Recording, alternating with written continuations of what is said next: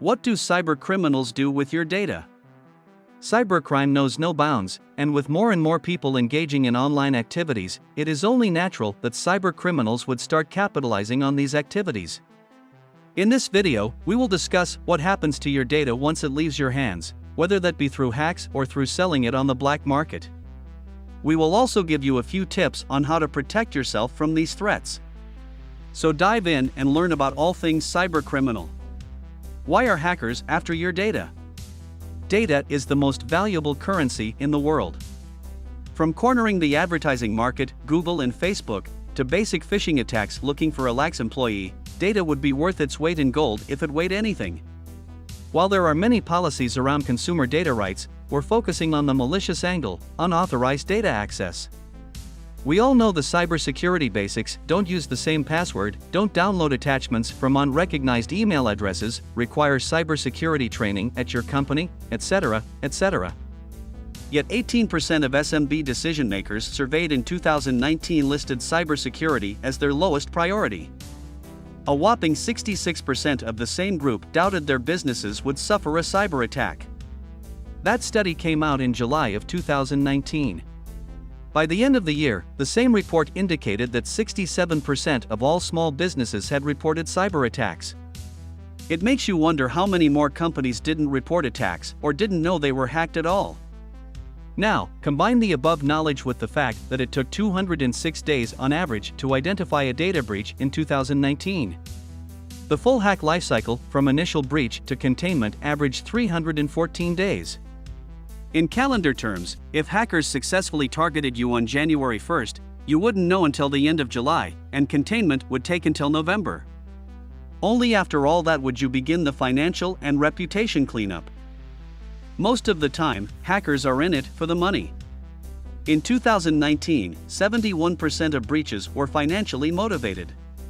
But never underestimate the ego factor. Some hackers are after fame and recognition more than money. Others view hacking as a sport. Disgruntled ex-employees aren't unknown in the cybercrime world either. This is why best practices include changing passwords on shared office accounts. As we said earlier, data is valuable, and businesses are a one-stop shop for large data dumps. In 2019, direct malware attacks on consumers dipped 2%, while attacks on businesses climbed 13%. So yes, attacks on specific individuals trended down, but top brand impersonations claimed a quarter of all phishing attacks in Q1 2020, according to the SSL Store's 2020 Cybersecurity Guide. How many of us have accounts with Apple, Netflix, or Yahoo? Hackers know to work smarter, not harder. What do cybercriminals do with your data? They sell it, most likely, or publish it on the deep web. Or they lock it and hold it for ransom.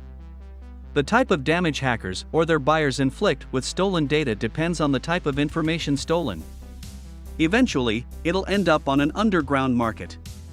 Personal identifying information, PII. Think name, birthday, SSN, phone number. If it can identify, locate, or contact you, it's PII. Odds are, this is what hackers are looking for. As stolen information goes, PII is fairly malleable to a cybercriminal's whims. They could apply for loans or credit cards and file fake tax returns in your name. Or they could subject you to a lifetime of spam. That's a wide spectrum, but one that's aggravating across the board. Financial information. Think bank and insurance information, billing accounts. Used to pay bills or transfer funds. Would you notice an extra couple of bill payments each month, or if someone were skimming your bank account? The savvier cybercriminals could even make themselves credit cards in your name. Most of the fraudulent activities mentioned with PII apply here as well. Payment card information, PCI. Think your credit and debit card numbers. While part of financial information, specific card details can result in immediate transfers or online purchases. It doesn't take much time to rack up a hefty credit card bill on someone else's dime. Education information. Think transcripts and school records. True, this type of information is not as instantly lucrative as the others. Instead, it's often used for blackmail and extortion. Fear works in the hacker's favor here.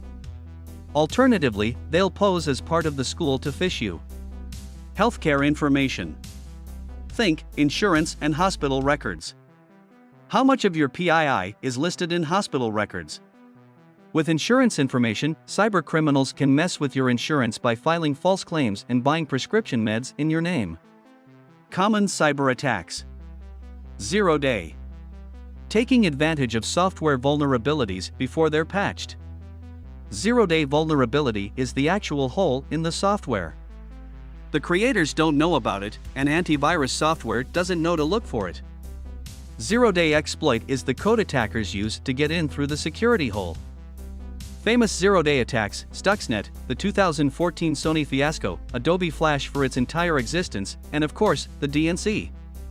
Zero-day and the DNC hack. The DNC servers didn't just have one zero-day vulnerability. They had 6. To exploit them, the Russian hackers started a spearfishing campaign. Phishing. So popular that 80% of 2019's reported attacks were phishing attacks. Hackers send emails posing as reputable contacts, someone in your organization or a known brand, hoping to trick you into sharing information or downloading malware. Spearfishing is a targeted attack by the same methods, where hackers go after individuals with higher access or privileges. Phishing is phishing over the phone. Your voice confirms your PII, credentials, financial information, and more to the very reputable lady who was definitely calling from the bank. Smishing is similar but uses SMS instead of voice. Phishing and the DNC hack. The GRU sent dozens of spearfishing emails to Clinton campaign employees and volunteers over 5 days, targeting both work and personal accounts. They succeeded with the campaign chairman. Within days, their list of stolen user credentials included a sysadmin with unrestricted network access. Within weeks, they'd accessed more than 30 DNC computers. Drive-by. A simple way to spread malware. Hackers drop malicious scripts into insecure websites. Any site visitors with vulnerable machines are automatically infected. Most likely to happen to those who always hit "Remind me tomorrow" on system update reminders. Trojan. Malware disguised as helpful software. Trojans might get to work at once, or they could bide their time, which makes them particularly dangerous. How to handle Trojans: don't download or install anything questionable, from seemingly routine apps to your torrenting habit. I hope you guys surely like and enjoy our video. Make sure to subscribe to our YouTube channel and hit the bell icon for upcoming videos. Thanks for watching.